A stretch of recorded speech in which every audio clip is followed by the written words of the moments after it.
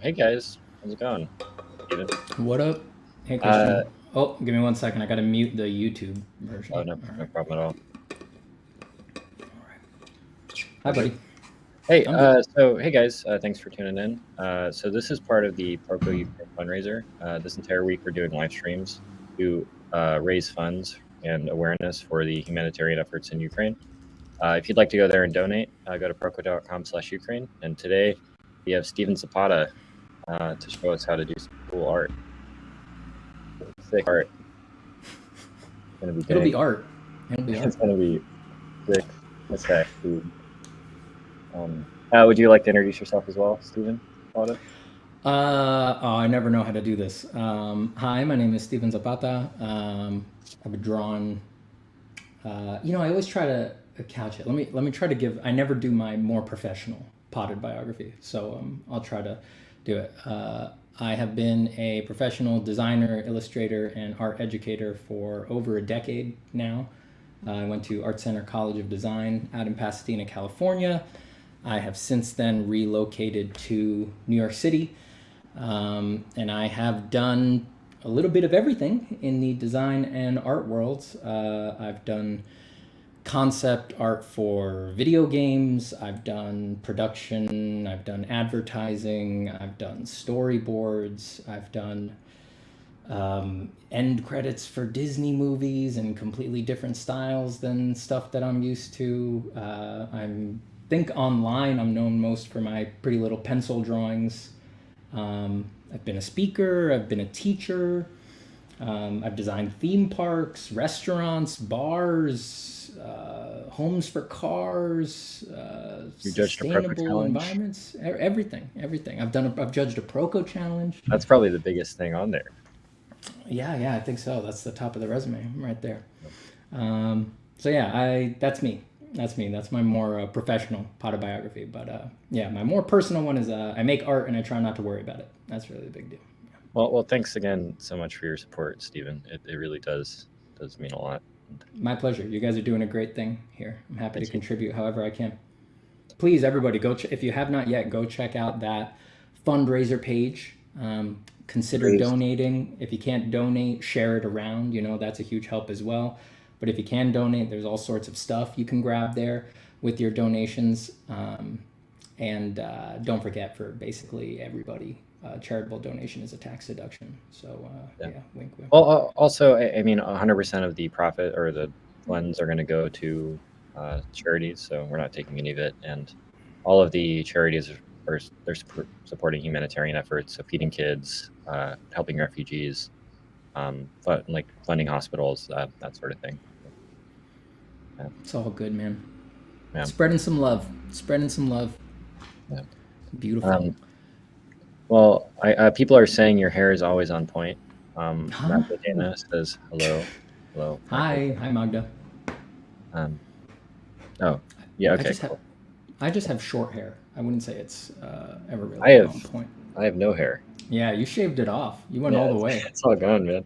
How much to shave your head? I mean, I just get a base hair. Oh, to shave my head like for the Yeah. for the drive. I don't think that's on the table right now, unfortunately, because this weekend I'm filming live action footage for a course that I'm putting together. So I need my hair. I actually need it this weekend. This might be the only weekend of the year where I would need my hair. Well, if it makes you feel any better, James would get a head tattoo for around $2,000. I would like to have a conversation with him about that. That seems a little low. Seems a little low for a lifelong commitment. I'm just gonna level with you. Yeah, I'm gonna level with you. People will find that. He thinks he's gonna hide it with his hair forever, but I don't think it's gonna go that way. No. I don't think it's gonna go that way. So should I talk about what I'm drawing? Yeah. Let's switch your screen. So I am doing like a golden Lady Justice kind of a figure, done in the colors of Ukraine's flag. That's what I'm going to be sketching here. I did a bunch of thumbnails for this, color thumbs, on my stream for the drive yesterday on my YouTube channel.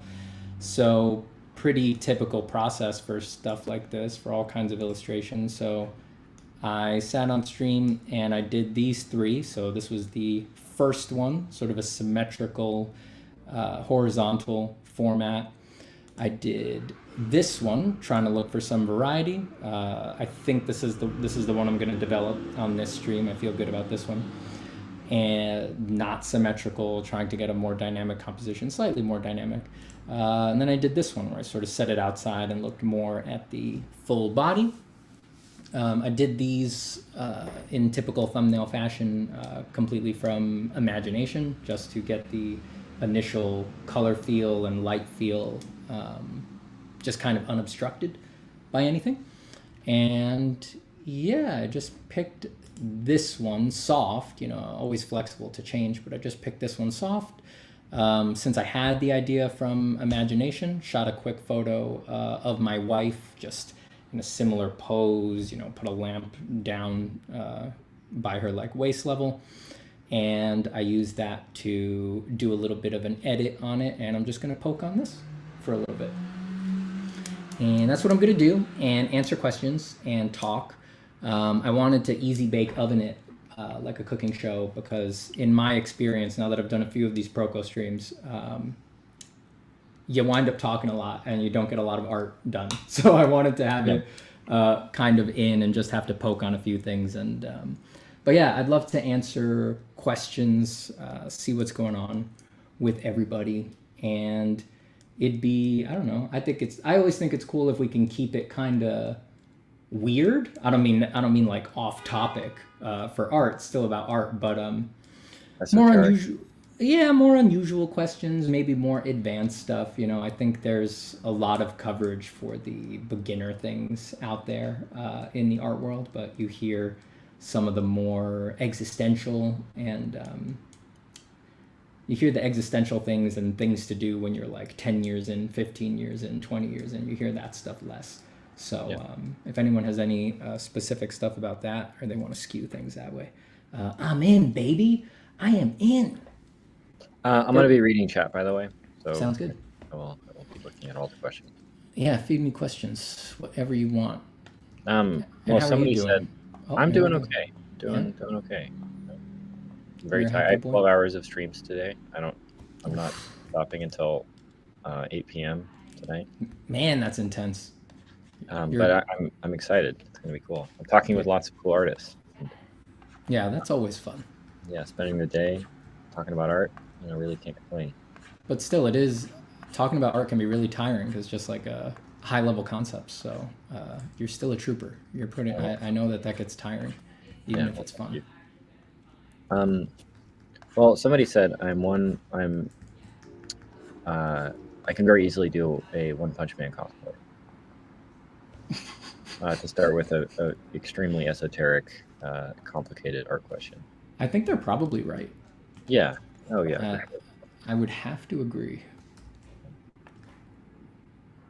You do have I think you have the skull structure for the cosplay to work. I think I do. Yeah, very plain, very, very average. I believe, man. I believe.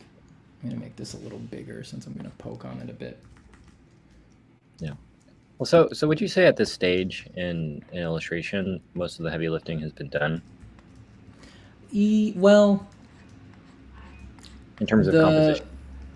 Yeah. I mean, the overall idea really is the trickiest part of a picture, but rendering and completion, that's always going to be the heavy lift if that's what you're going for, Yeah. If you're not going for that, then for sure, just getting the initial idea down is the hardest part. But if you are going for render and finish, it's not as tricky, right? It's simpler than getting a good initial idea, but pushing something really far just takes a ridiculously long time. And I would think it would be unfair to shortchange it and say that wasn't the heavy lift. Yeah. I'm not going to try to get there. We've only got a couple hours, right? So I'm just going to do a little bit of progress on this and focus on helping people in whatever ways I can. Somebody, or I'm sorry if I'm mispronouncing your name, but Vleko3 Dramaturgic. What is your end art? What is your end goal at art, Stephen? Personal project or something like that, or something else? Oh my God. All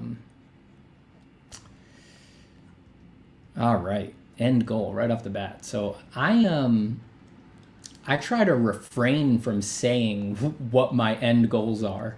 Um, this is almost a running joke for me on my stream because okay, I've already got a segue into this. You can have any goal you want in art. That's something that you need to realize, right? You don't need everybody else's goals. You don't have to dream of somebody else's job. You can have the most far out there goal with art that you could want. Once you realize that, that really starts asking you a really dangerous question, which is like, if you really believe that, if you really think anything's on the table, what are you going to go for? I do really believe that. And what I want out of art, I hesitate to say out of context because it will make me sound crazy. I don't know how else to put it. But I would describe my end goal for myself as an artist as megalomaniacal, crazy, insane. If I said it out loud, you would worry about me. But it is the whole like direction and thrust of my life at this point. And but that's me as an artist. As a teacher, an educator, I have all sorts of other sub goals within that realm. So I think it's actually pretty nuanced. I would say that as a teacher, I have a pretty selfish goal as a teacher of I dream of one day helping to train someone who will be considered the next generation's one of the greatest artists. I truly have that as a teaching goal. I would like to enter a really deep relationship with a student who I think is it, you know, who really is just like, there's no way this is not going to be, you know, the way that we talk about the best 5 people in the world today. I have a personal goal to try to seek out who one of the next best 5 is and enter a relationship with them and try to train them. Yeah. Well, I mean, kind of, if I could add on to what you were saying about the goals, I think that having your clear, defined out end goals from the very start, it's totally fine. But it's almost like knowing where you're going to go or where you want to go is like knowing the end of the book before you read it. Mm-hmm. You know, it's corny, but you know, the entire point of this stuff, I think, is the journey before destination. You know, I think you hear that a lot, but I think it's probably the easiest way to consistently find meaning in doing painting and drawing. Yeah, that we should caveat with that, which you can almost take for granted for a while, but it's like you're supposed to be having fun the whole time, right? It's not really about the goals. Goals are they're games. They're little constructs that we use to put a framework around certain periods of effort and things like that. But they can get really out of hand really fast, and they can wind up like diluting us and pushing us in the wrong direction, honestly, if you're not prioritizing fun. It's supposed to be fun the whole time. And art is not some, you know, I hate to say it, but art is not some David Goggins grit thing. All right, like you're not supposed to be murdering yourself to become an incredible artist, and you're probably doing yourself a disservice if you take it that way and you find yourself miserable while doing art most of the time. That's completely unnecessary, and there's a better way to do it. Yeah. Well, and I think an important part of all this stuff is that I think that the act of painting and drawing is the same at every level, whether you're a beginner or a professional, super famous professional. Often you're in your room by yourself painting pictures. And I think it's important to learn to love that process, because that's going to be what it's like even once you get the accolades that everyone talks about. Yeah, the accolades. Yeah. Oh, those precious accolades. Yeah. Yeah, they're not worth much, I'll tell you that. Yeah. I've heard that you have over 20,000 Instagram followers. That's crazy, dude. Oh, you talking to me? Yeah, dude, that's crazy. Yeah, dude, I have over 20K Instagram followers. I have as many Instagram followers as a middle school girl with no posts. Wow, aren't I cool? Yeah. Extremely cool. Extremely cool. Magda has commented in the Proko.com page for this live stream. Steven, you have the chance to get armor for yourself, but they only have 3 left. One has a animal totem, a big-eyed pony carved on it. The second has a 6-pack carved on the nipples crab. The last one carved a portrait of the person you think about right now, but with golden hair locks. I'd take that one. I'd take Oh, that okay. one. I'd take the last one for sure. Well, okay. Wait, which one would you keep, and which one would you give to the person reading this question to you? I would take the one with the carving of the face that I just thought about. I happen to just think of the Buddha, so that would be a really awesome suit of armor. And and I'd give to the person who asked me the question, I'd give them. I think I'd give them the one with all the nipples. I'd give them the nipple one. Oh, thanks. I would have chosen that one too, actually. That's a pretty. It's weird, but it's not bad. I feel like as I'm getting older, I'm getting more absurdist with the stuff that I wear. I don't think I'd ever go completely crazy, but having a little, spice, like a little hint or a highlight of craziness is always good. I think that's probably pretty. It's going too far. But. It's like I only want it at the extremes. Like I have no interest in like general run of the mill clothes, but if I had a suit of plate armor, I'd wear it every day. Oh, it's like I don't want anything in the middle. I just want the stuff out at the extremes. I would buy you a suit of armor, Steven, if I had $1 billion. The problem is that I know enough about armor that I want a good one. I don't want a cheap one. I would spend over $300 million getting you. I would go to. We would go to the Met together, and I'm in. I would bring you into the suit of armor section, and I would have you pick out the suit of armor that you would want. Watch out, man! If I ever find out you got rich, I'm gonna come knocking. I'm gonna be like, you remember that stream we did a long time ago? It's in the public record now. Yeah, there's no coming back. You gotta get it. You gotta get it for me. If the greaves fit, if they're close on the shin and on the calf, that's how you know you've got a good suit of armor. That's how you know it's the real deal. Yeah. Here I'm gonna go through a couple of questions. Yeah, go blast. Rapid fire. Already the lightning round. Only 20 minutes into the stream. Give it to me. Oh man. Let's change people's lives. Let's change as many lives as possible. Well, I'll go through a couple, and there's going to be. I think we're going to have similar responses to a few of them. But okay, so the first one is Zeka asks, or I guess says, I went to my first life drawing last week. It was probably the best thing I did the whole year.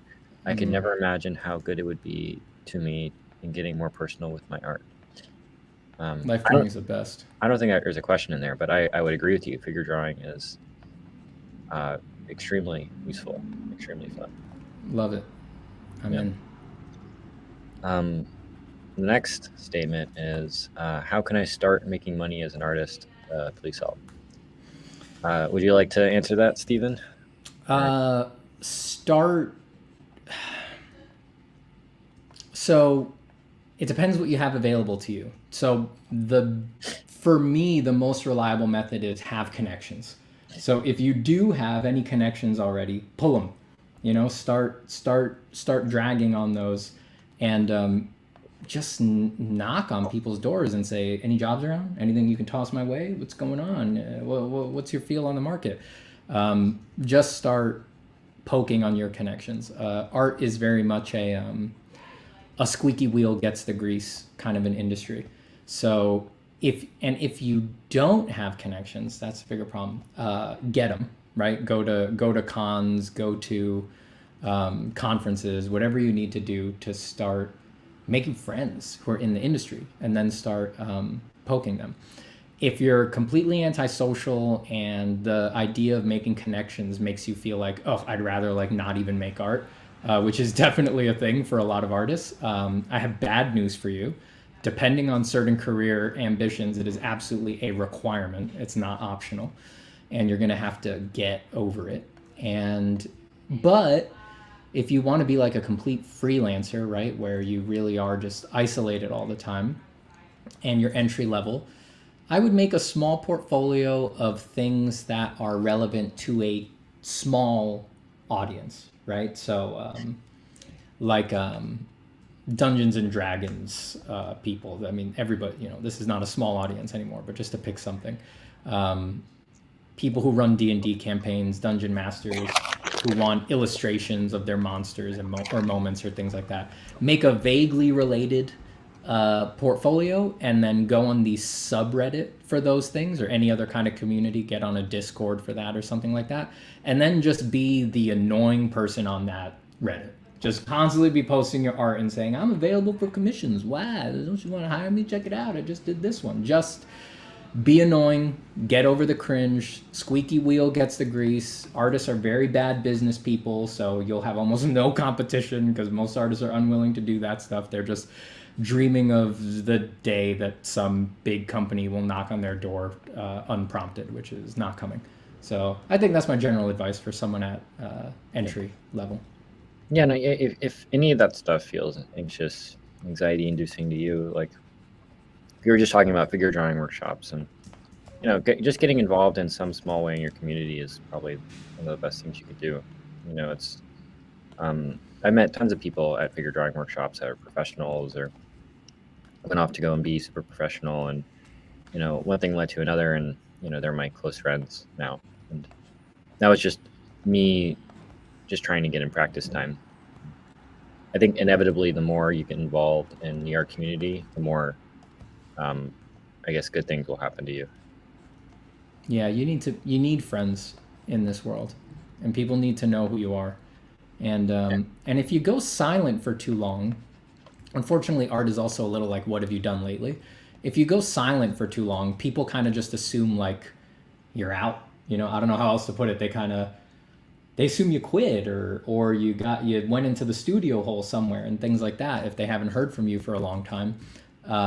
And I'm susceptible to this, even though I'm aware of it. I tend to give jobs to people who they're like the people I've met or heard from in the past couple months, and I don't know how to avoid that bias.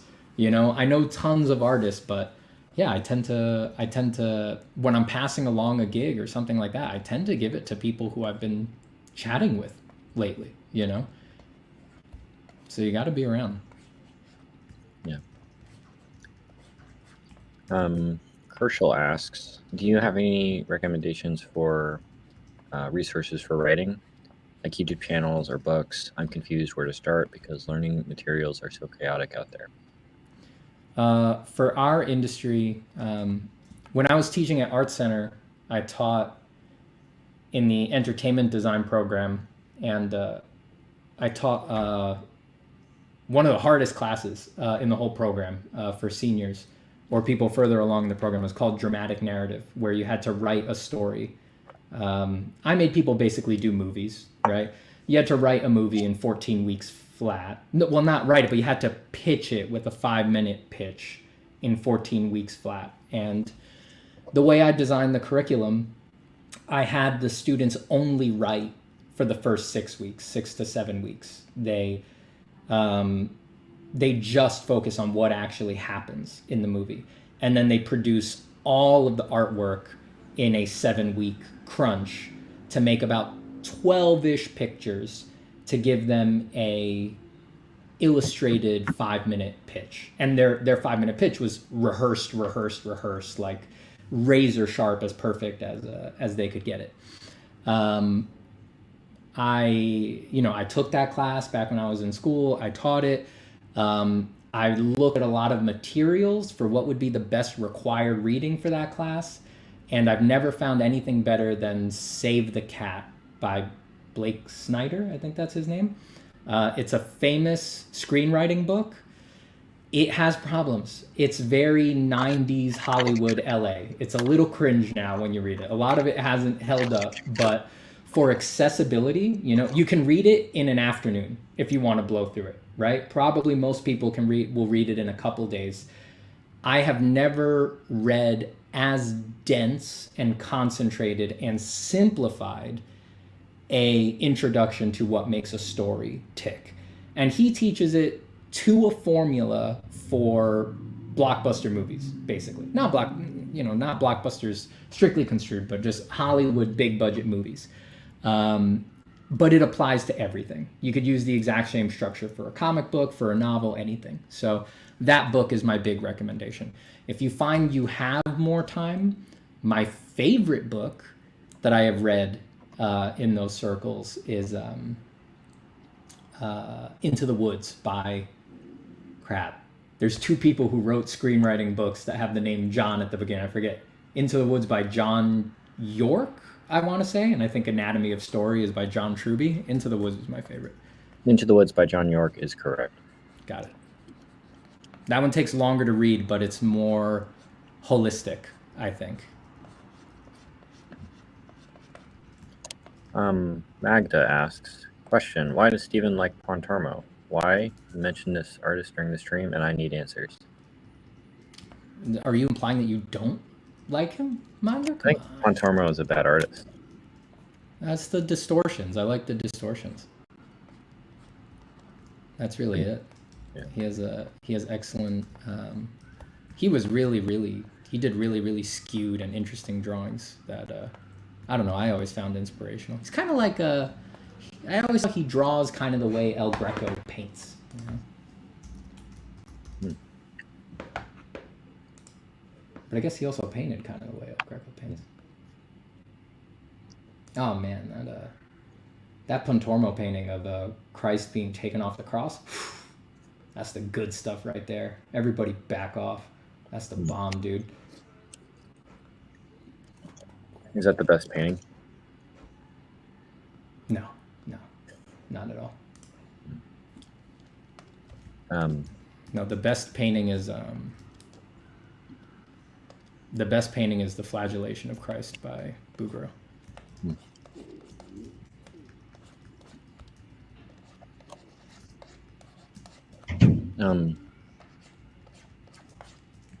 Dark Era New Vegas asks, I sometimes have issues because my full-time job is not artistic at all, software engineer, and I go through periods of time where I just don't have the mental energy to practice. Any tips on that? I try to force myself to draw, but I feel like I'm just drawing circles over and over for hours. If you feel like you're forcing yourself to draw, you are forcing yourself to draw. There is no easy answer for this. My gut tells me that whatever you fear is happening is what's happening, right? You think you don't have enough energy from work? I don't doubt it. You've expended all of your creative energy before you sit down to draw? I don't doubt it. All right, there's practical advice is draw before work. That's what I would advise. Give the thing that you're trying to correct, the thing that you're trying to change about your life, give that the best of you first thing in the morning, if you can, when you're fresh. Beyond that, boredom is kind of the problem with art. So if you find yourself bored, you got to find a way to raise the stakes. I don't know if maybe you're doing too much skills-based practice and you need to stop doing homework and start doing fun stuff. Maybe you've forgotten to prioritize your creative work.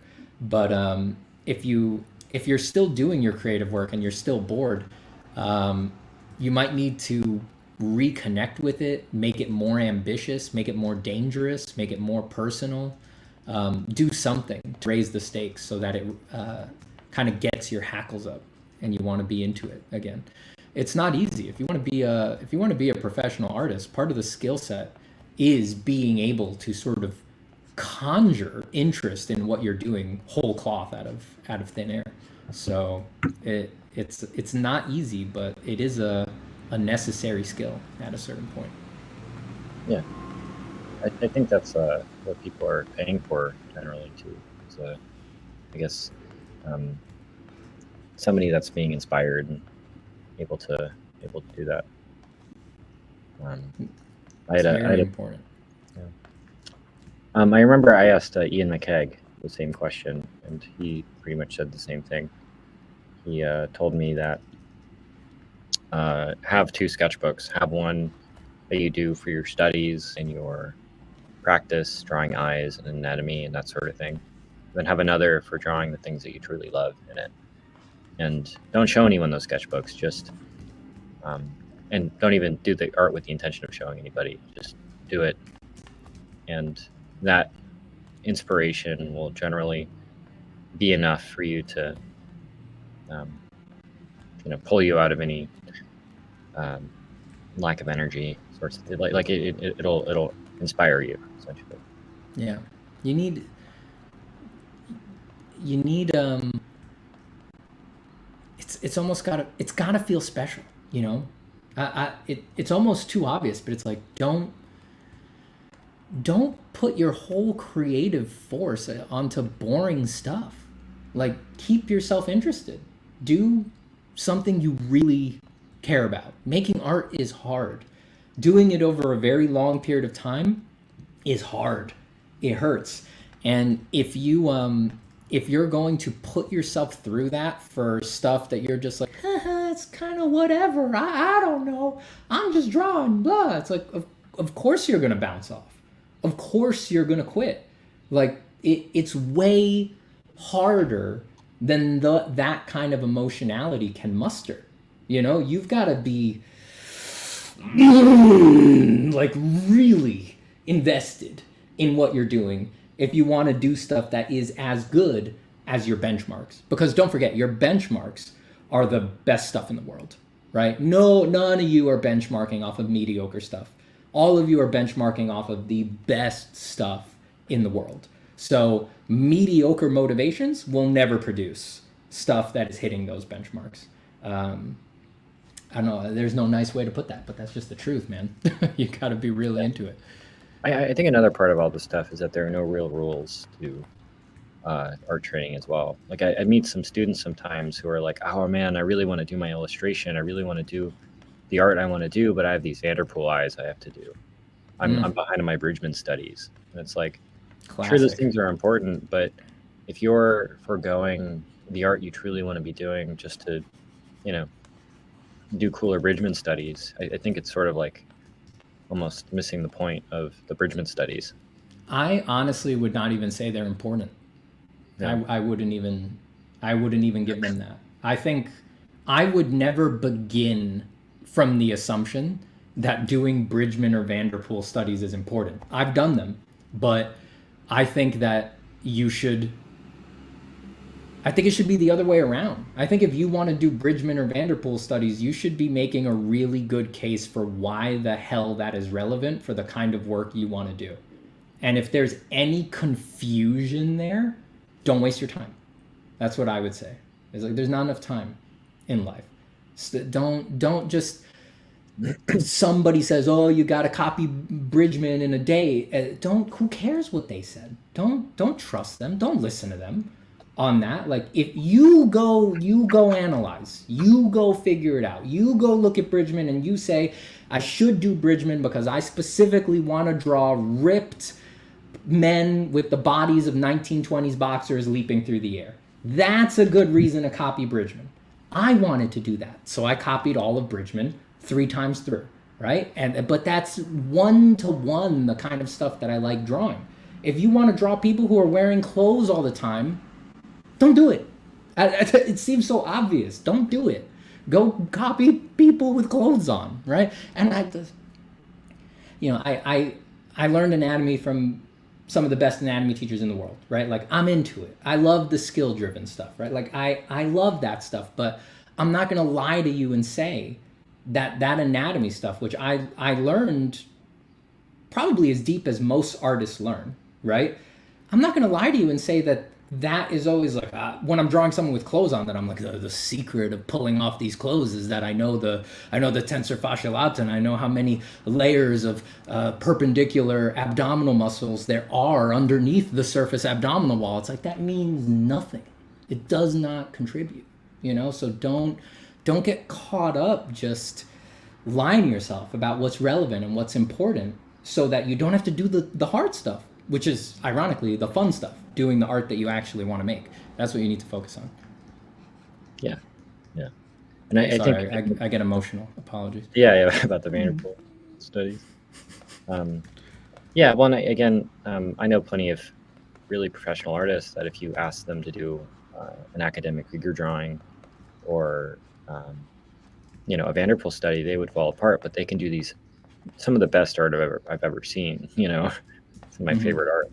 So yeah, that's because they practiced their thing. That's all that ever really matters. That's all that ever really matters. The problem is that most people can't take a good guess about what their thing is going to be. So they sort of need to go on this seeker's journey for years, sort of distracting themselves while they just sort of roundabout try to figure out what the heck it actually is they want to do. And in some sense, the journey doesn't really begin until you can put into words what your goal actually is, Yeah. Well, I honestly, I think that's actually the hardest part of being an artist, is figuring out what you want to say. The technical side is objective. You could learn anatomy and how to measure figure drawing and all that kind of stuff. But at the end of the day, that's stuff that, we figured that out already, Yeah. The thing that people are looking for is like something to inspire them. There's something completely unique to every individual that is actually very interesting that everyone else wants to hear. It's just a matter of being brave enough, brave enough to have the courage to say it. Copy that. If you would like to spend your life doing furry porn and don't care what anyone else has to say, do furry porn. Now Proko's on the record advocating for furry porn. Let the record show in perpetuity. All right, more questions. Let's hit it. Yeah. Let's see. Let's see if I can find a esoteric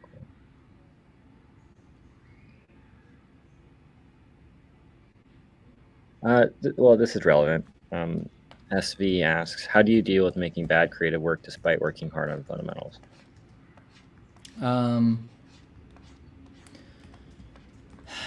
How do you deal with doing bad creative work? So the only practical way to deal, if we remove the mind, the only practical thing to do is just try again, right? Is just try to fix it. There's nothing wrong with fixing things, redoing things. That's all fine. But the interesting mental thing there is that I don't think you should expect anything but errors and failure to some weird extent. I think perfectionism is a weird illusion because no one has ever made anything perfect. And most of the students who I encounter who come to me saying, I suffer from perfectionism, my gut impulse is always to say, oh, really? So you know what perfect is? And they're like, yeah, and I'm trying to get to it. And I'm like, all right, well, let's see the perfect thing you've made. That is your benchmark. And of course, they can produce nothing, right? They think they're a perfectionist, but they've never intersected with perfection at any point. And I don't think any artist does, ever. So for me personally, do I want to do a good job? Yes. Do I want to make the best work that I can? Yes. But my expectations are that I'm going to flub it incessantly, right? I am not the artist who will be without error and who will achieve the perfect picture, right? I don't think anyone is ever going to be that. And if you subconsciously let that illusion be your framing element for how you're going to experience your practice, you're screwing yourself. I think that it aligns much more with reality to say correct things are the exception, not the norm. And errors are my good buddies. And failure is the sort of the soup that we swim in here, right? Like, and I don't see how you could make a case the other way, right? Like, you're an artist.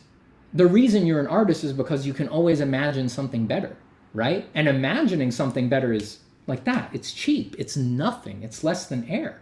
So of course, anything you put down, anything you produce, you can, if you can't imagine a better version of it, there might be some sort of artistic issue there, you know? So it's crazy to, I think we all agree with that when we put it into words, but then as soon as we start drawing, we become this person, we act like a person whose values we don't share, who reasonably expects that perfection is what we should pull out of ourselves. And I just don't think that makes any sense. I just don't think that makes any sense. So that's how I cope with doing bad work, even though I've practiced for years and years and years.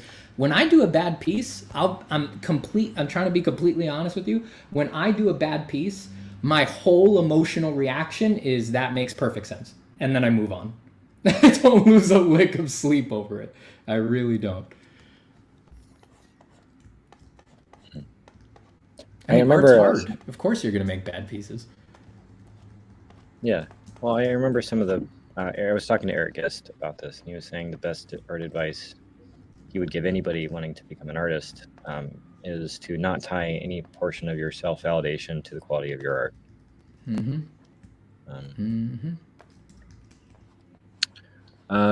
Kershaw asks, do you find it more fun to draw alongside somebody or drawing in complete isolation? I do like streaming. I find streaming fun. I like talking to people. Do I like complete isolation? No, I'm like many artists. I'm the alone but not lonely type. I think my ideal situation is my wife is in the room, but we're not talking about art. She's not drawing along with me or something like that. I like that.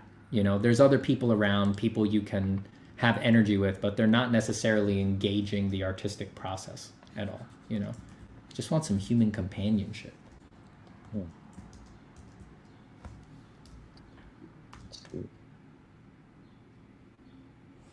Snooze says, imposter syndrome question. I've been making small commissions. A family friend's commissioned $1,000 plus paintings. It is such a massive leap /outlier. I don't know how to price future work. Any insight as I transition? What was the number that he said? Because he asked about future work. What was the number he said for what he's getting now? $1,000 plus. $1,000 plus for paintings, he said? A family friend has commissioned $1,000 plus paintings. Okay. So the weird thing about imposter syndrome. Okay, here's the thing. There's imposters, right? The imposters do exist in the world. The irony is that the imposters never have imposter syndrome. They're very self-assured and very self-confident, and they don't get that they're totally inadequate, that they are not up to the task. If you have imposter syndrome, it almost guarantees that you're a thoughtful, self-abasing, humble person who is trying to live your life right, and you don't want to put yourself in wrong situations.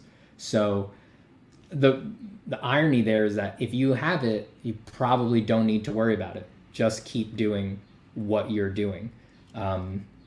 The people who really should have imposter syndrome never have it, in my experience. So don't be so hard on yourself. If you're getting $1,000 plus for a painting, be aggressive about that. Use that to establish a record of sales so that when you go to try to negotiate a commission from someone who is not a family member, or if you get into a gallery and you're having a conversation with your gallerist about what you want your paintings to sell for, use the $1,000 as like baseline, right? Like be aggressive, be like, it can't be less than that. Because the markets are rough, man. There's downward pressure on all markets right now, and people don't charge enough, and artists are too humble and scared to advocate for themselves and to negotiate and to charge high rates. So be the change you want to see in the world. Be aggressive. Use those $1,000 sales. Don't say it's a family member. Who cares? Who cares? All your gallerist, all you tell them is, I sold this painting for this much money, and who cares whose collection it's in. All right. I mean, don't, if they have the same last name as you and the gallerist is like, is that your uncle? Just be like, no relation. Who cares? Who cares? Just try to drive your rates up. All right. I hate to say it. This is going to sound mean to some people or crazy, but I think this stuff is important. And from my estimations, nobody's talking about this. All right. $1,000 for a painting. I know that sounds a lot and it's giving you imposter syndrome and stuff like that. But for the love of God, people expect to pay more than that for purses. Just mass-produced stuff that they're going to use for 6 months until they get the next purse that they wanted that weekend. Like Nikes. Just, these Nikes, they stopped being made 3 years ago. I'm going to pay $4,000 for them. Like, it's not a lot. I'm not trying to belittle your achievement, right? Like, that is a lot amongst artists, but don't get hypnotized by the way society grinds artists into the dust and says, no, it's free. Give it to me for $300 so I can sell it for $300,000. Fight that, man. Fight that. And we all need to do that because we're all screwing ourselves and each other by not doing that. And that's why the markets are dumped out right now. It's partially our fault. It's a complicated system, but we have to admit the part that we've had in it. I'm all right. Don't worry about me. You don't got to worry about me. I'm cool. The software engineer guy has a follow-up to what we were saying before. Shoot, man, shoot. I've almost come to a mentality of embracing the crunch, so to speak. But as a software engineer, the right way is whatever gets done easiest and fastest. Now, don't cross any moral lines, but outside that, I don't care that much, at least not initially. All right, great. I mean, if you really feel that way, then I don't know. Give yourself a little. Look, we all have a rascal element in us, right? Especially if you're an artist. In some sense, if you're an artist, you're a little bit countercultural. You're a little bit against the norm. So we tend to all have that in us. If you're feeling that bubble up, if you're like, my job, I do it fine. I want to do more art. I'm just some guy on the internet. Like, don't listen to me, but screw it. Try to sneak your art in everywhere. I don't know. Do it at your desk. Do it in the bathroom. Come in late. I don't know. I mean, you'd be crazy to take my advice. I'm just some guy on the internet, but you should take my advice. That's good.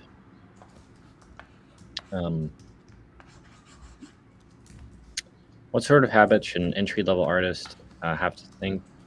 Here, wait, let me rephrase this. What sort of habits do you think, what sort of habits should an entry-level artist have to make you think they're going to make it in the industry? Not even in a big sort of way, just relatively successful. What habits should an entry-level artist have? Well, they should work regularly, right? They should, I don't mean it's got to be every day or anything like that, but regularly, right? They have some repeatable schedule. That's definitely important. The other thing is that they never stop doing their goal, the creative art, right? If they want to be a concept artist, maybe they're working on their baseline skills, right? Rendering spheres, rendering cubes, that stuff's important. If you want to have a really adaptable tool bag, but they never stop doing the concept stuff, right? They're always doing that. They're always practicing that. They're always letting that feedback in. So they work regularly. They never stop doing their work, right? Because that shows that they can't be discouraged, right? They're working on their skills stuff, so they know their work could look better, but they don't care. they're still going to be a creative person, even if they know their work could be better. So many artists get completely hamstrung being unable to practice their creativity because they know it could look better. And it's like, until it looks great, it's unacceptable. It's like, you're never going to have a career. I can promise you that. As long as you think that way, you are screwed completely. So there's, so those are the first two. And then the third, I would say, is they think critically on their own. You know, they should express some ability to work through their own problems, because there's no teacher good enough that they can give you a solution to everything that comes up in art. So they need to display some serious critical thinking ability. If you're putting together a design portfolio, your design portfolio itself should show that, right? That's why design portfolios have diagrams and writing and process. The whole, a design portfolio is meant to show an art director that you are a very clever little squirrel, and that's it. If the portfolio betrays how clever you are, you're good. Cool. Jay asks, when learning fundamentals and working on personal projects at the same time as an intermediate, would you say it's more important to focus on personal projects and mix the fundamentals in core, or vice versa? Yeah, the general advice I give is whatever amount of time you have to draw, you shouldn't spend more than half of it doing fundamentals, if you can at all bear it. So if you have 8 hours a day, 4 hours studying, 4 hours being creative. If you have 1 hour a month, 30 minutes studying, 30 minutes being creative. And if you can't bring yourself to do that, I would prioritize your creative work before the skill-based work. It's not to say that like just being creative with no skill-based focus will improve your skills, right? I actually tend to believe it will, right? There's a lot to be gained just from mileage, but even if it didn't, the bigger problem is that if you only do the skills, you can kill your creative heart, right? Like, for all of the skills that you've gained, by the end of doing that for 5 years, you might just want to dump out on art. You'll just quit it completely because you're like, this is the most boring thing in the world. And that's the worst outcome. That's the worst possible outcome. So for me, personal projects most important. You've got to be making your stuff. And you can practice all your skills while making your stuff, right? If you're like, oh, I really need to be rendering cubes according to this random curriculum I found on the internet. It's like, okay, render the cube, but can you make it Hogwarts, for your Hogwarts redesign program or something? Like, there's no reason you can't be creative about how to make those things dovetail and swerve into each other, Zeka asks, Stephen, I've come to realize that the art and even the marks I make are not sincere. Have you ever felt that way? Not sincere. Even the marks that I make are not sincere. That's a very specific word. Not sincere.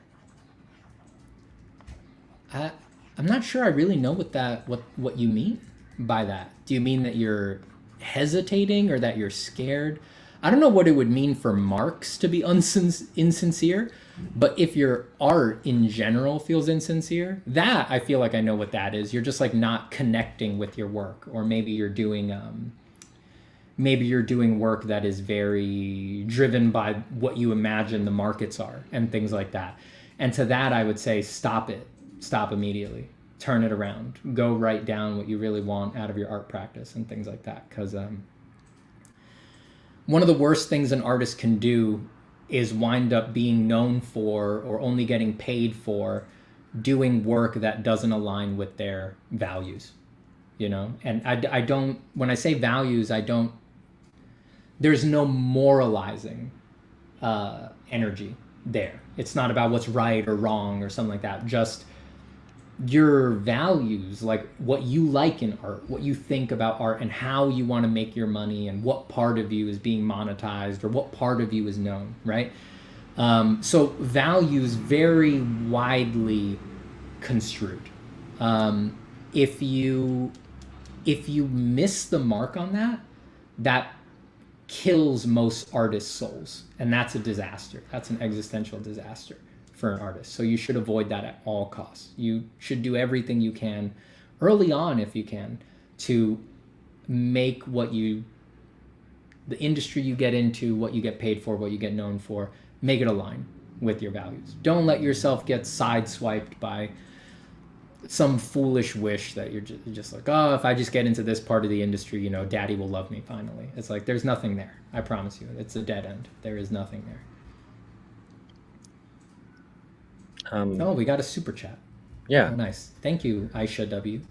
Hope I'm would you like me to read it out? Yeah, go ahead.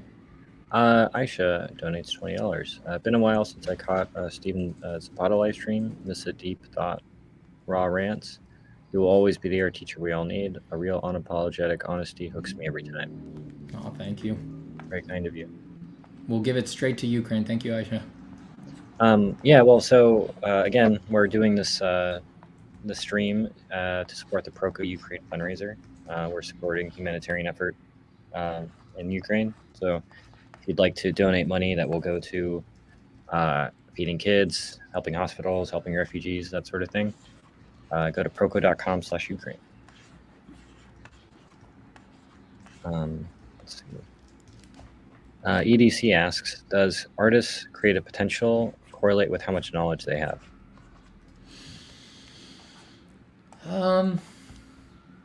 It must a little bit, right? There must be some correlation, but I wouldn't say it's everything.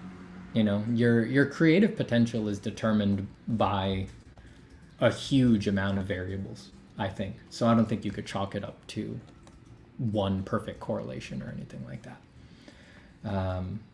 I think your creative potential is definitely, your knowledge helps, but it's also like, what can you bear? You know, like what can you bring yourself to do? Not just how much work, but like how much isolation, you know? Can you deal with how much can you bear, for example, your family not getting what you do, right? That's a very real concern. If you can bear that basically infinitely, that helps with your creative potential. You can undergo strange things and do odd projects for years and years, and with just, you know, the people around you being like, what? You know, just completely confused.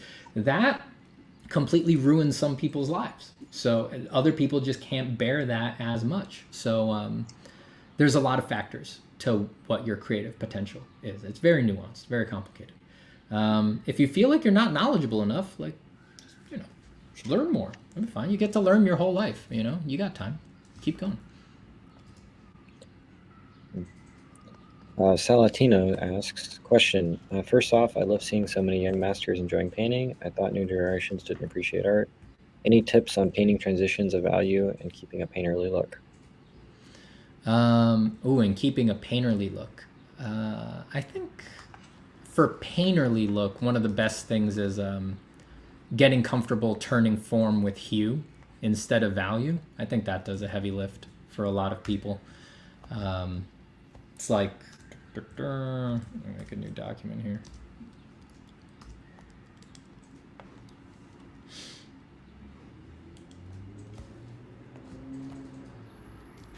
If we just have a ball here, and let's make it kind of that teal like that, and then let's pick a red that's the same value. Let's see if they actually come out the same value. So if I make that black and white, there's basically no value change on that ball, right? It's one value.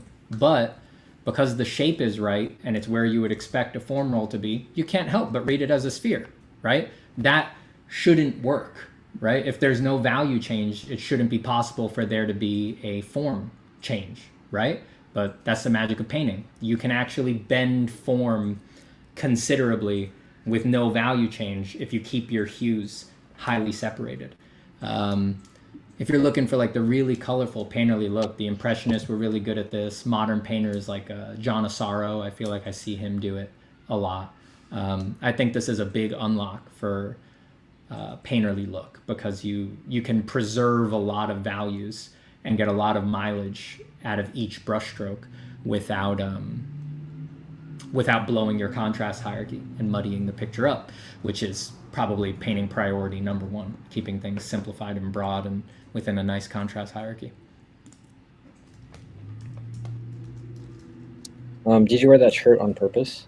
The blue and yellow? Of course, man. Come on. I'm an artist. I didn't plan ahead. I have my Ahmad Al-Dori hat on right now. Oh, I hadn't noticed because your thumbnail is too small. Yeah. What is it, the NASA hat or the Browns hat? No, he bought me. He went to Sedona. Oh, nice. Sweet. Yeah. Sweet.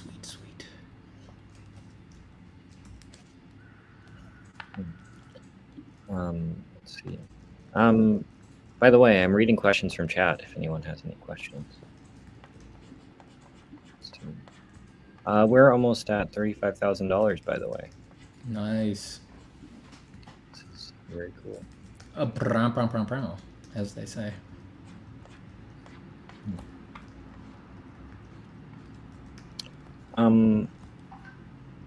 Alex D asks, assuming that problem solving is a given, is there a persistent reoccurring problem you see in students learning design that is already established in professionals? Already established professionals, don't they? A problem in students learning design. I would say the most common problem in students learning design is that when they start, they think that design... Sorry, these are big concepts. It's so hard to draw while grappling with these big questions. They think that design is going to be sort of drawing the cool stuff they've been drawing on their own. Like, they think that design is them drawing stuff like, you know, the stuff that's in the concept art book, or, you know, their favorite anime character or something like that. And they don't know going in that design is art direction, and they need to be their own art director in order to design on their own. And that doesn't look like just fun drawing for a lot of that period. That's usually the number one problem, right? Students are blindsided by that. They didn't see that coming. A lot of students, when they realize that, they're like, oh God, I don't really want to do this. And they bail, you know, and they realize they don't want to be a designer. They think designing is illustrating. And it's really hard to explain what it is without exposure. You know, how do you explain what it is to problem solve something and to design something without guiding a student through it, without giving them a real problem to solve? And that's probably the biggest thing that's missing from online art education that is available in schools and things like that. You don't get those kinds of crits or those kinds of prompts. You don't get fed through the process of designing something for real. Yeah, I'd say that's the number one problem.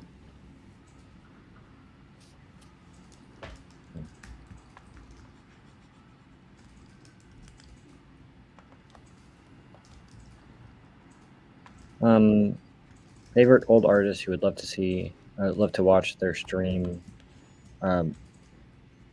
Favorite artists you would love to watch stream their work process. Old artists, so I'm assuming old masters and stuff.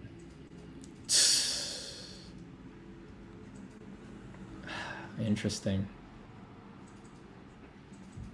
I mean, almost any of them, probably, but I guess I'd have to take the low-hanging fruit of Michelangelo. I'd want to watch Michelangelo draw.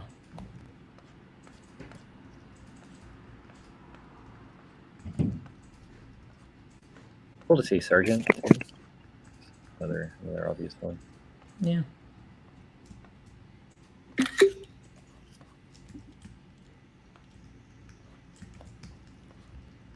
I just think there's a lot of mystery to if I had to pick one, yeah, I'd go with Michelangelo. Because it's mystery. It's like, who knows how he did it? You know, at least we have accounts of how Sargent worked. You know, we have written accounts from students that he had and sitters and things like that. But we really have no clue what it would be like to see Michelangelo draw. Well, we have some clue. There's probably no magic, right? He's probably just sitting there and poking it out like everybody else. But I don't know. I'd be morbidly fascinated for sure. Question. I'm working on a portfolio or on an application portfolio to Art Center, and I'm having trouble pushing through the tedious parts. Do you have any advice for pushing through the less creative steps? Don't be less creative. I know that sounds horrible, but Art Center in particular, since you named a particular school, Art Center in particular, if they're anything like the Art Center I know, they really more think of themselves as training directors than as training entry-level designers or illustrators. Art Center is one of the few entertainment design schools that they don't really... So most schools that offer entertainment design as a program, they're brand new, they're fresh, and they're unproven, so they're obsessed with just showing that they can place people at entry level. Art Center is one of the few schools that doesn't have that insecurity because they've been around longer than everybody else and they've been in the LA system, and they basically place, they place most people. Most people can get jobs. So they moved on. They think of themselves as wanting to attract and train future directors, not entry-level illustrator designers. So you're screwing yourself if there's stuff in your portfolio that's boring you. If it's boring you, it's going to bore them and it's going to hurt your application. Instead of doing anything boring, do something crazy. Freak them out. Find a weird process.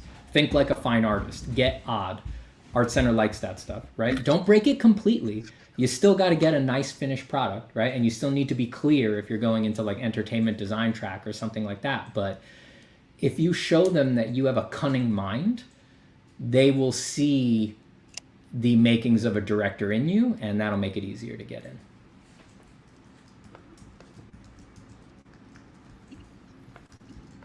Yeah, I think that's good advice. Let's see.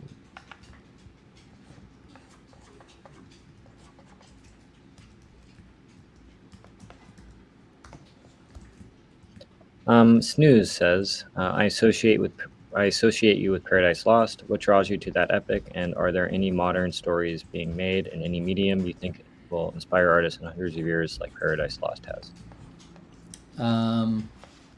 Man, I get this question with some regularity. What inspires me about Paradise Lost? And it's always difficult to answer. In general, well, I mean, it's a classic. It's fascinating. It's mystical. It deals with the biggest questions.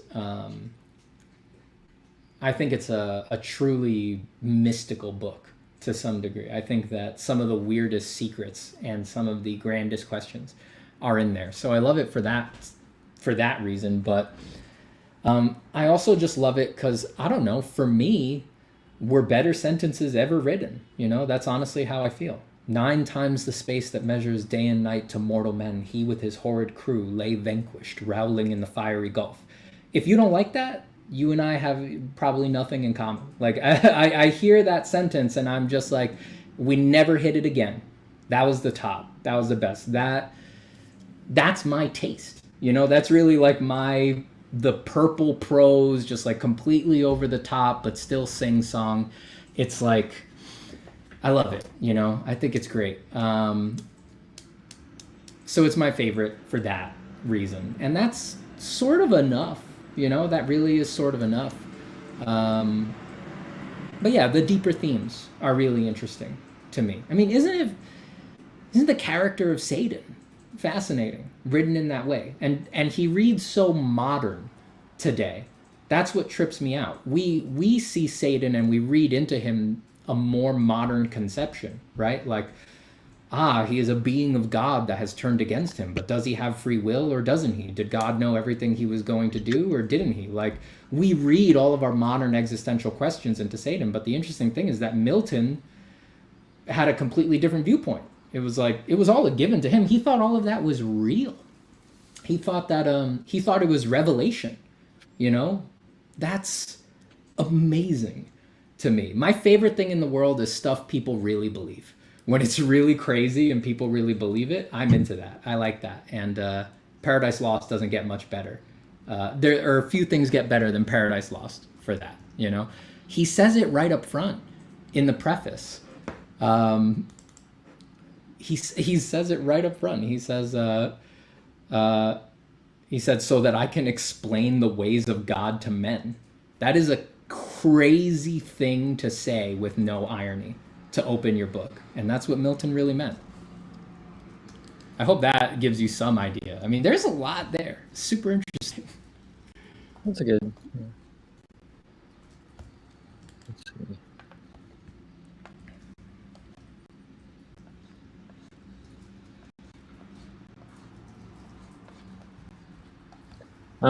What keeps you artistically connected to the world out there? Teaching. Truly. That's what's kept me doing it. That's why I love doing it. The industries feel abstract when you're in them. You know, I started teaching because I had been freelancing for a few years, and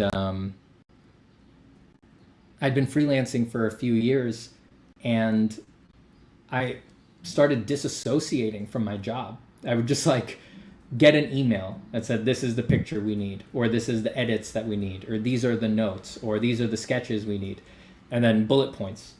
And then I would say, cool. And even if it was very creative stuff, right, like raw design sketching and things like that, I would then do the sketches and then I would send them along, and my ADs would be like, that's great, thank you. And then I'd never hear anything else. I'd never hear how the project went. I'd never know when it was launching. I'd never know when it was released. I'd never know if those designs went over well or not, you know? And yeah, I started disassociating. It was like the industries get really abstract once you've been in them for a while. It felt, ironically, the job started feeling like homework assignments, and more unreal than homework assignments back in school, because there was no follow through. I wasn't part of the ecosystem, right? And that might have been, you know, a symptom of being a freelancer, but it was really powerful. So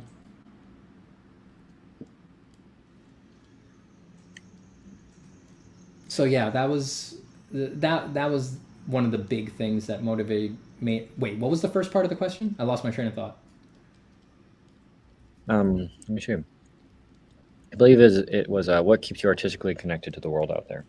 Oh, that's right. Yeah. So that's why I went to teaching. That's why I started teaching, because teaching doesn't feel abstracted. You know, you're dealing with people at their best, wanting the most ambitious, you know, wanting to live their dream, wanting to do their big project, and you're dealing with them directly. And they're not jaded, they're not cynical, it's not another gig for them, it's all unsure. And it's beautiful, man. It's I love it. Yeah, that's what keeps me connected.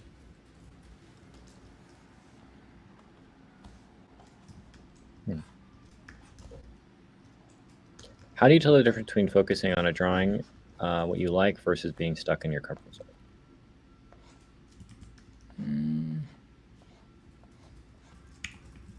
I think there's a lot of overlap there.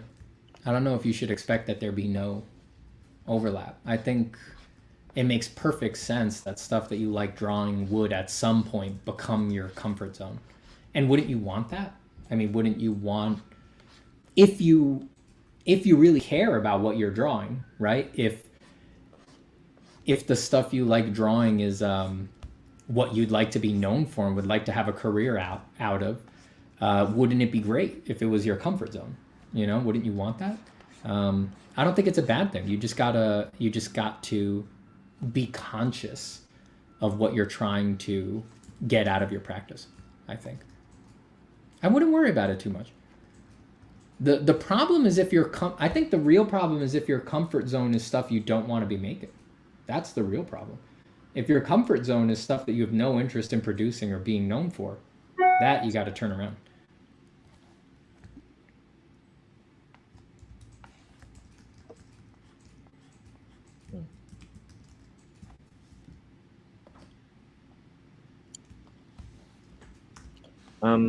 You always say that artists, especially beginner artists, should draw as much as they can. Do you always feel this way, even when you were a beginner yourself? I mean, I drew like crazy when I was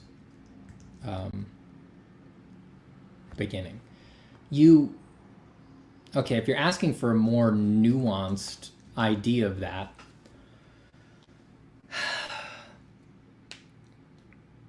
you don't have to draw as much as possible, right? And you can have a career without drawing as much as possible or anything like that. You don't have to completely fold your life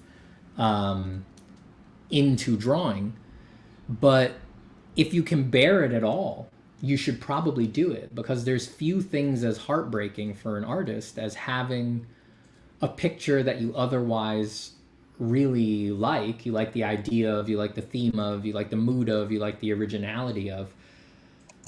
All of those things are good. All of those boxes are checked, but it fails you just off of lack of proficiency. There's few things as heartbreaking for an artist. You fight that with mileage. You fight that with proficiency. If you can bear it at all, I think it'll please you in the long run. But if you're looking for, it almost sounds like you're looking for an out. Like, is there a way I can be an artist without drawing as much as possible? Like, there might be nothing but ways you can be an artist where you don't draw as much as possible. I mean, with photo bashing, AI coming down the pipe, 3D, like, if you're looking for reasons not to draw, they are nothing but forthcoming. I will promise you that, you know? But if you love drawing, I think you should do it as much as possible. Yeah, and I think just getting better, just doing anything, you'll get better at it. It's keeping it consistent and fun is the hard part. Indeed. I'm gonna try to quickly sketch a face onto this shield, because why not? Yeah. Well, I guess, is there anything that you want to talk about, Steven? You know, like maybe a painting course you have going on, or some kind of something you'd want to. Well, I'm working on a big course on form from imagination right now, but it's really big. But that's all I'll say about it for now, because I'm still working on it, you know, and I got a ways to go. So I won't talk people's ears off about something that's not ready yet. But you'll hear more about it soon enough. Besides that, what would I want to? I mean, well, I like helping people. So I am down to answer questions basically forever, but I think we did kind of touch on the stuff that I like to talk about. Like, we did glance on it already, like problems with the industries, downward pressure on rates, what's going to happen if we don't all start advocating for ourselves and things like that. I know it's like comes off horribly negative and all that, but you know, as an industry dog myself, unfortunately, like most of us, once it's like not magical that you're a professional anymore and things like that, that is what you get interested in, right? The health of the industry and what's going to happen and things like that. You know, that is what you start thinking about, as opposed to the like, how do I get in kind of a stuff or anything. But, you know, that might be shop talk for pros and not really interesting for others. That's possible too. But that is the stuff I like to talk about. But we covered it, or we glanced on it a little bit. A common question that has been asked in a bunch of the other streams is there anything outside of art that you do, like hobbies, you know, riding your bike, boxing, or anything like that keeps you inspired? I don't know if I'd say I have any hobbies. Drawing really does it for me. hobby wise. I mean, I do try to get exercise and all that. I love running. I love going for a run. It's very, very soothing to me. It's very peaceful, and it centers the mind. Let's see what else. I like to dance. I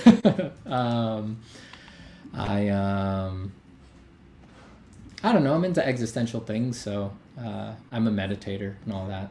I like to spend a bit of every day in meditation and contemplation. Feel free to cringe at that, whoever hates that, but that's just the honest truth. Read, like audiobooks. I'm listening to the audiobook for Interview with the Vampire right now. It's really good so far.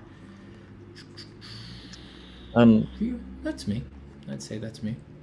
Magda has donated, I don't know what currency that is, but I translate it to dollars. It's about $10 or so. So thank you, Magda. Is that yen? I think that's the yen. Okay. A Japanese yen. Thank you, Magda. You're the best. You're the best. You're the bomb. Everybody bow down to Magda. I mean, you don't have to do that just because she's the bomb. Well, maybe bow down. I don't know. I'd bow down.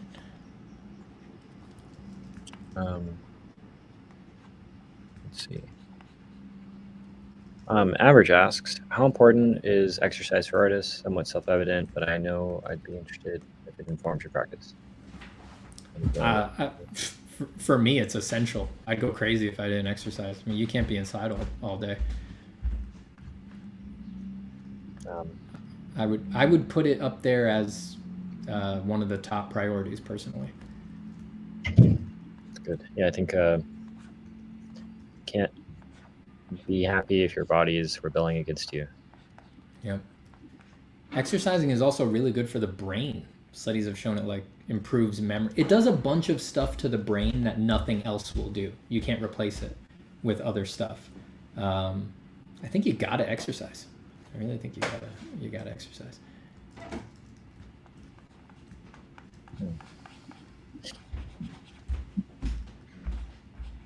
I love dumping 6 hours, 5 hours into a piece and then getting burnt out on it and then just going outside, going for a walk, going for a run, looking at the world. The piece is like fresh in my mind, so inevitably I'll look at a tree or some, I live in New York, so a puddle of puke or something like that, and it'll inspire me for some color thing, some value thing, and then I can bring that back into the picture.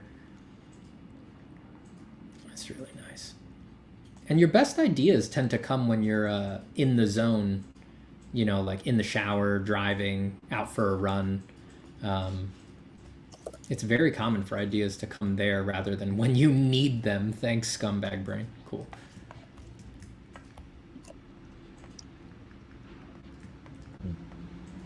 That might be God telling you to get off your desk and to go outside, enjoy the world. It's like, dang, God, could we talk about something else? Like, I have bigger questions than that. But he's just like, go exercise, dummy. Your love handles are getting a little thick there, don't you think?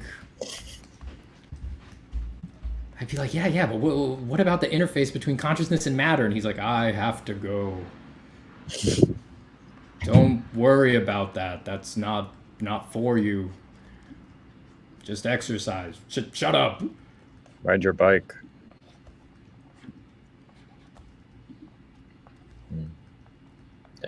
Take Fanny for a walk. Take her for a walk. Why is there something it's like to be me? I said, shut up. I'm leaving now.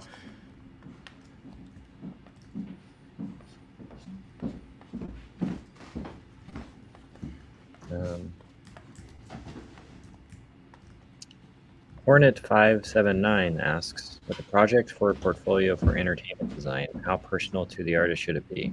How professional and comfortable should it be? Is there a balance to strike? Should it all be genuine? Depends where you're applying. You need to know your audience, like most things in the world. Some schools are going to prioritize it being personal and odd, right? That's going to be the vibe for some schools. And other schools are going to prioritize, like, some schools are newer and in dire financial straits and need to justify their existence to an accreditation board. So that school's favorite artist will be a down the barrel, straightforward, like, this just looks like industry work already. Thank God, saves us having to teach them anything. Like, there are those kinds of schools. So you need to know your audience. You gotta try to piece out what that school would want. Try to reach out to students who are already there and see if you can get them on a phone call and pick their brains about that stuff. Get in deep. There's no one answer to that. Different schools are different entities. They're not all identical. And what would get you into one school would get you laughed out of another. And also might change depending on who's at the same school who's even looking at your portfolio. Yep. If I was reviewing your portfolio, I would be impressed by if you showed me something, if there was just one page in your portfolio that made me go, how did you even get there in your head? How did you possibly start at that idea? If you can make me feel that way even once, you're in. Let's go. But that's not everybody.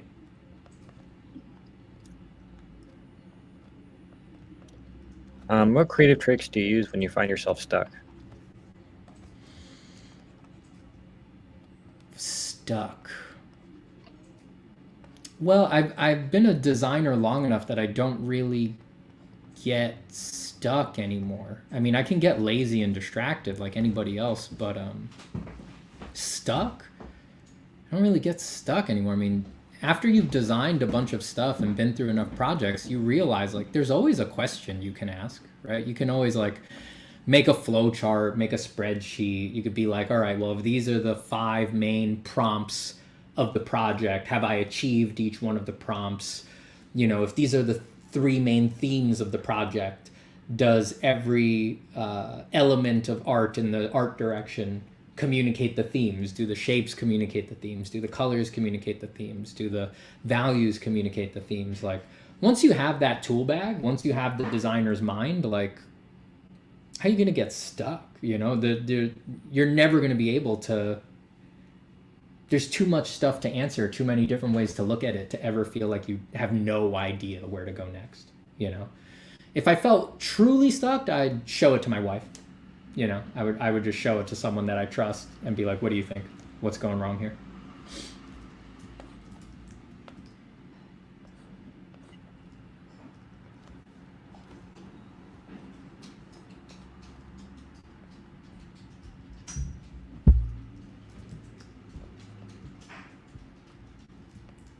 Do you think and plan, or do you turn off your mind while drawing?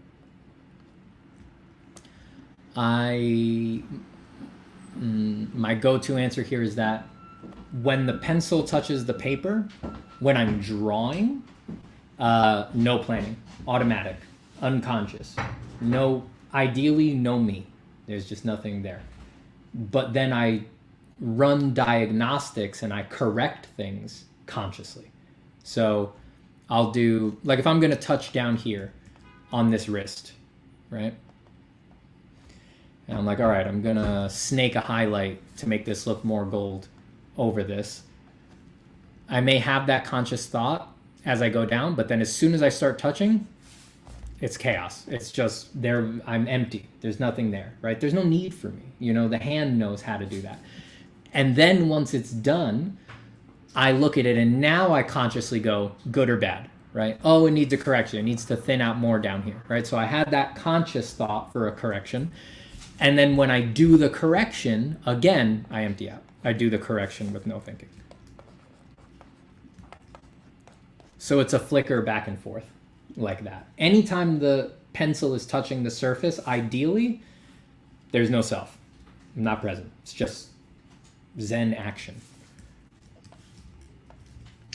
By the way, we've raised about 35. We went over the $35,000 mark. Amazing. Yeah, dude. Congratulations, everybody. Good job.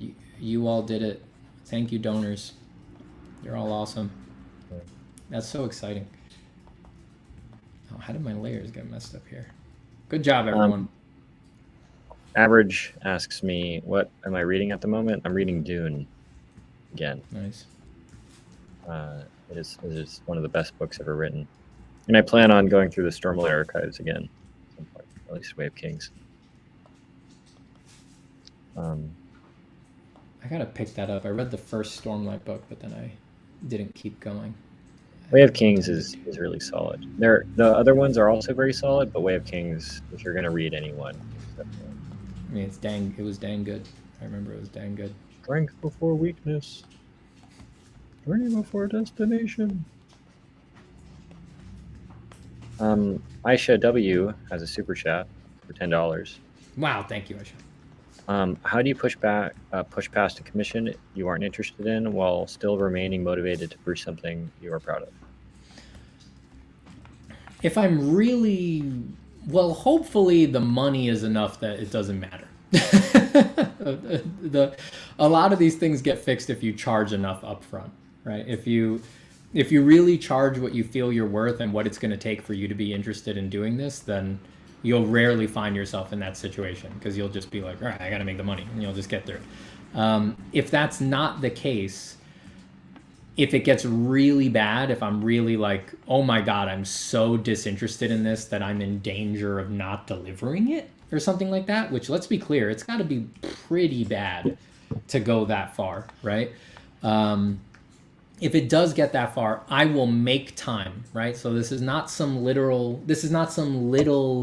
mental thing or something like that. I will make time. I will schedule it on the calendar, right? 3 hours, right? I'll block out 3 hours on the calendar. And my only goal for those 3 hours, it's not working on the picture. My only goal is to put all of my creativity towards the singular goal of finding a reason to like this. What is some way that I can sneak in something that interests me? A little detail, a nuance of theme, maybe an Easter egg hidden somewhere in the picture. Do anything to make it good for me. An example that from my personal experience, as I was having that problem on a bunch of years ago. I was doing a bunch of renders to show a restaurant in a like a themed restaurant inside of a zoo, and I was dumping out. I was really worried, like, I'm not going to be able to do this. This is the most boring thing. There's an orangutan in it, and I don't care. So what I found after I made my time was I found it tickled me if I snuck an awkward first date into one of the... There's a lot of people sitting at the tables in this restaurant, but I said one of them is going to be an awkward first date. And how can I communicate that subtly enough that it's definitely there if you notice it, but it would never get called out by anybody. And that was enough to make me want to get it to finish the picture because, well, I found a way to make it so that I really liked it. And I wanted it to exist and to breathe. And I wanted to show my AD and stuff to joke and things like that. And I wound up doing that a lot on any kind of picture like that. Once I found that gateway, I did a lot of awkward first dates in those pictures. So you got to make it fun for you. If you're not having fun, what are the odds anybody else is going to have fun? Like, it's got to be fun. Well, I guess this next question is kind of relevant. Sub Johnson asks, can you be an artist if you aren't passionate about it? No. Why would you want to be? I mean, you could have the job, but you'll hate it. It's too hard. I don't know. I think that's pretty obvious. Would you disagree? I mean, you can have the job, but like, why would you do it? You know? Yeah. Yeah, I think there are easier ways of making a living than being an artist. For sure. I think someone on my Discord once said being an artist is a hard way to make an easy living. And I was like, yeah, I think that's right.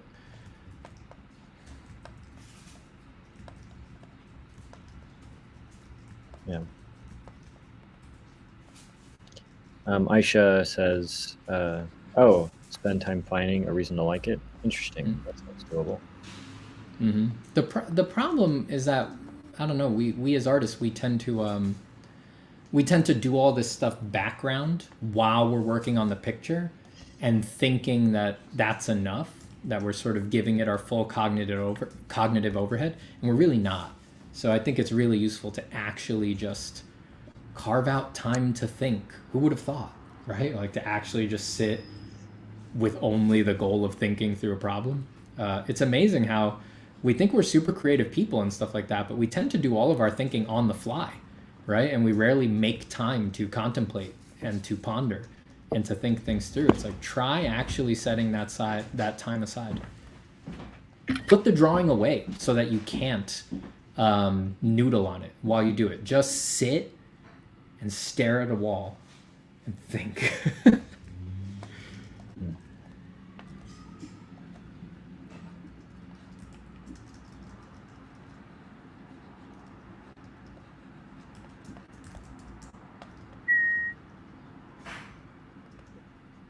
How's Fanny doing? She's good, man. She's where is she? She's just sleeping on my bed. Oh, how's the wife? She's good. She's wrapping up school. Nice. She's only got a couple weeks left when she graduates. Congratulations. Tell her I said hello. I will. I absolutely will.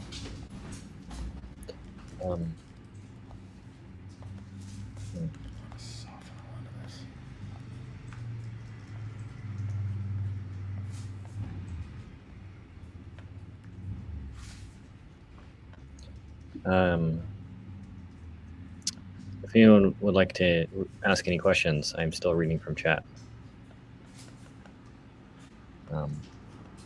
If anyone had asked a question earlier and it got missed, feel free to ask it again. Maybe we'll see it this time. Yeah. Saman Kucher asks, I've never been in a date. What is it like for it to be awkward? You'll find out. Yeah.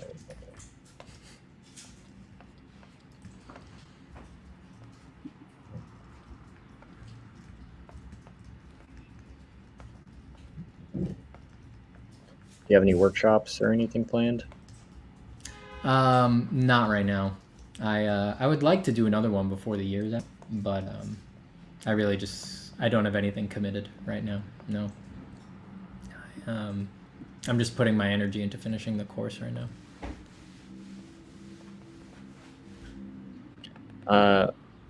Proko asks, what tattoo do you want Monterey James to get for his head?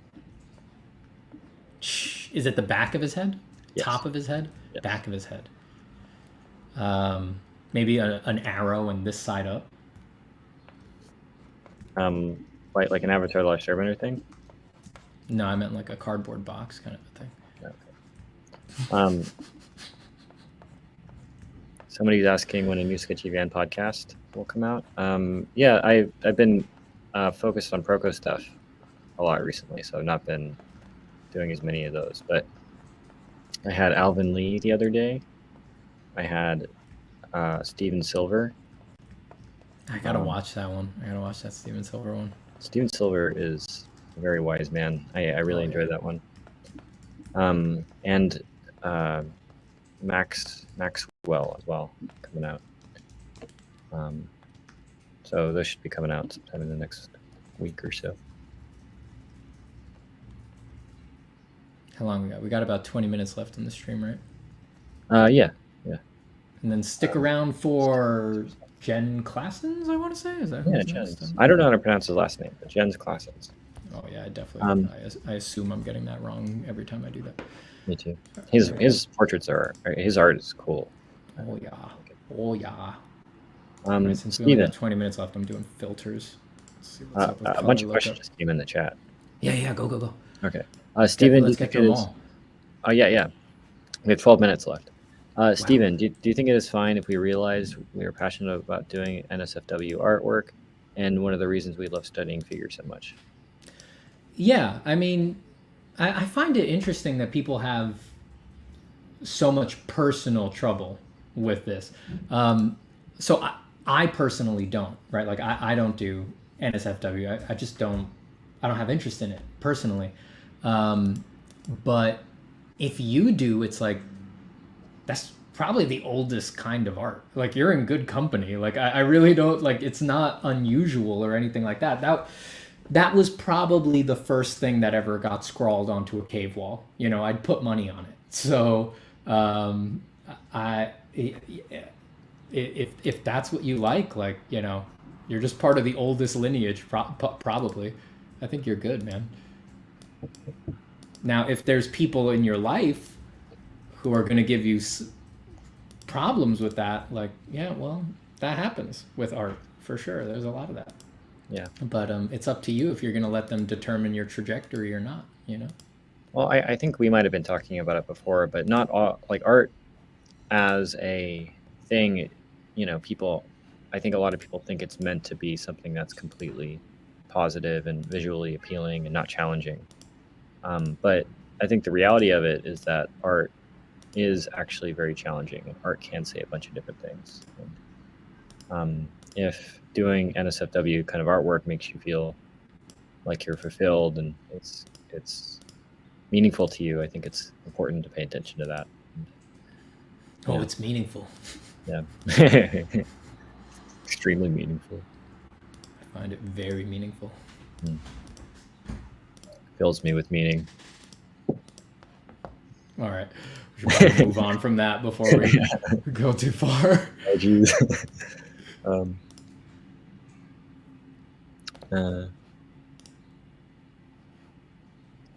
Saman Kucher asks, is this easy mod for you? And what is hard for you to draw at this point? Is this easy mod? Oh, like easy mode? I guess so. I don't know. I guess easy mode probably. Yeah, stuff like this is easy mode. I mean, it kind of has to be because I'm more talking here than I am making art. So it's got to be pretty it's got to be pretty well within the realm of automaticity, or else I'm not going to be able to focus on talking to you guys. But what's hard for me to draw? Jeez. So I don't know if you'll believe me when I say this, but everything is hard to draw, but you never have to feel like it's hard to draw. Like I don't think anything is easy to draw, right? If I slap my keys on the table and I said draw them as well as you can, that's as hard as just about anything else. Like if I really wanted to pull something beautiful out of them, it'd be very difficult, right? Even though they're just keys. I hope I have a lot of respect for the psychedelic panoply of evident forms that life gives us. I don't think anything is easy to draw, but easy mode or like what's hard for you to draw, it's like I'm not quaking in my boots at drawing anything. Like everything is hard to draw, but in the moment, all you do is put down a line, put down a line, put down a line. It doesn't matter how complex the subject matter is. You just do it one stroke at a time. There's no reason to get caught up with the difficulty or to panic about it. I hope that makes sense. Where did you come up with your TikTok persona? Do you have a TikTok? What? No. Shut up. Where did I come up with it? I mean, I didn't. I'm gonna look this up. Do yourself a favor. Don't do that. It was just there. It's just a different side. I don't know. It was natural. It's just I'm really that much of a prick, so it really just flows out naturally because I'm that much of a monster, a real horrible person. When people talk about Steven Zapata, they always talk about how mean he is. Yep. Let's see.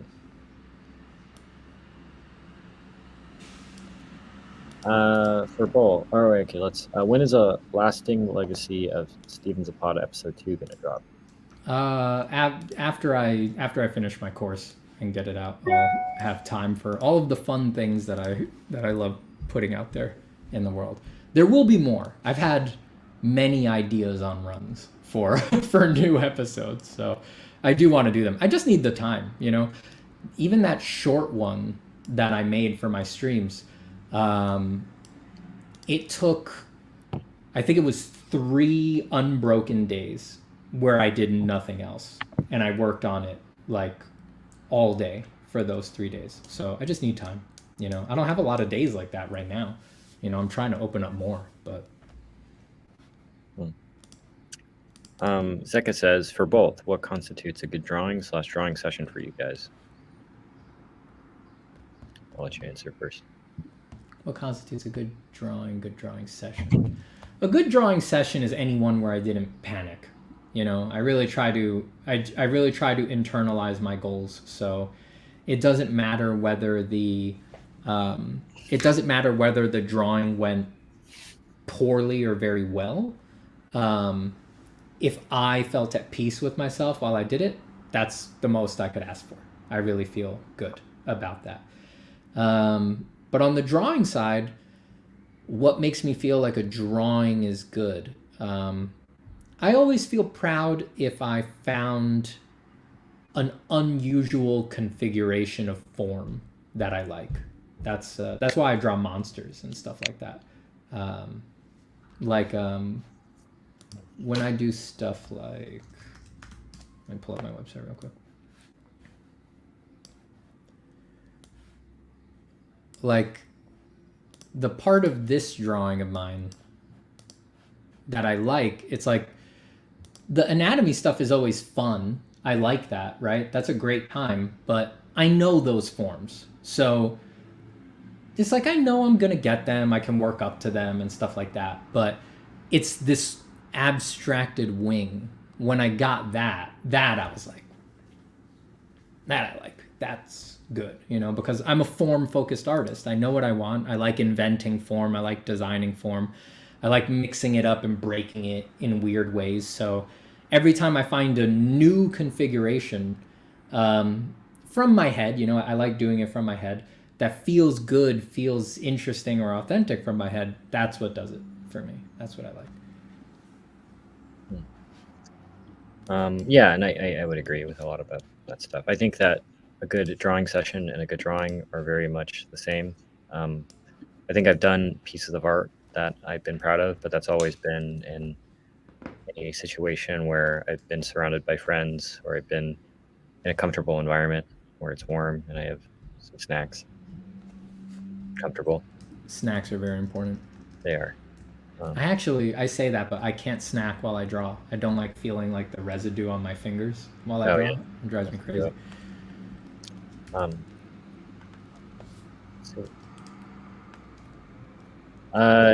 Shot in the dark, but you speak of personal journeys often. Do you have any thoughts on Joseph Campbell? Any favorite myths? We have about 3 minutes and 30 seconds left. So I can do a speed run. Favorite myths: contemplation, meditation, the Buddha, the inner journey. What is your consciousness? All right, onwards. Okay. The question earlier about entertainment design portfolio, is it different for when you're aiming your portfolio towards work? Should it be less or more genuine towards the artist's interest and personality? When it comes to work, all people care about is if you do the thing they need right now. If that sounds like a catch-22 where it's almost impossible to get work because you need to divine what studios want when they're not publishing that, sorry. That's why it's so hard to get these jobs. That is the reality of the situation. But people don't care how good you are. They care if you fit the product they're working on. So again, connections. You need connections. You need inside. You need people on the inside. Patrick Bateman asks, for a new artist, is it better to make art that pleases himself or art that pleases others? Pleases himself. Pablo Martins asks, has any student surprised you by showing better understanding on art than you? All the time. League Fanatic says, do you have any tips on adding novelty to our portfolio? Are there any steps that I can take to evaluate my concepts and ensure that it doesn't come off as something recycled? Be influenced by something that you love. Whatever you think you like that doesn't belong in the art, put it in there. If you love skateboarding and you're like, you can't make art about skateboarding, do it about skateboarding. Where can we see Christian's art? I have a website, christiany.com. Where can I find Steven's course? Not out yet. Give me a couple months. What games do you play? Elden Ring is the last one I played. How to price your art? Extremely high. If they don't cringe, you didn't charge enough. I like your imaginative artwork, but it is the complete opposite of my style, and I very much appreciate the style and approach. It is very motivating. Thank you. Thank you so much. How do you become a forward-driven artist? What art school you have on you? How do you become a form-driven artist? I mean, if you love form, just pursue it and spend a lot of time rendering. That'll help. Who would you say that artist that had the most influence on you? Frank Frazetta, Craig Mullins. Christian Nee. Say again? Christian Nee. Yes, Christian Nee. Yeah. John Singer Sargent. The list could go on forever. Wes Bird and Marko Djurdjevic for other contemporaries. Yeah. I believe we have one more question, and then we have to close out. But how long did it take you to master anatomy, and do you have any tips on optimizing the learning process? I have not mastered it, but I studied it focused, I would say, for maybe 2 to 3-ish years. But it's a very complex subject. The most efficient way to learn is to not just study it. Always do your drawings. The studies that you're doing need to be in conversation with what you actually want to draw, or else you don't know what's relevant and what's irrelevant. So they need to always be talking, preferably day to day. So always be inventing, always be doing the fun stuff. Yeah. Cool. Well, I believe that's it. So thank you again, Steven Zapata. It's been very kind of you. Again, this has been a stream for the Proko Ukraine fundraiser.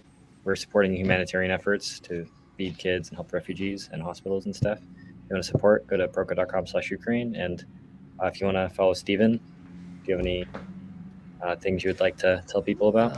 I think the @ in the stream name will send you right to my YouTube channel, and that's the best place to find me. That's where I'm at my most thoughtful, most careful. Thank you so much, Steven Zatopaz. It's been an honor. My pleasure. Cool. John, you can go ahead.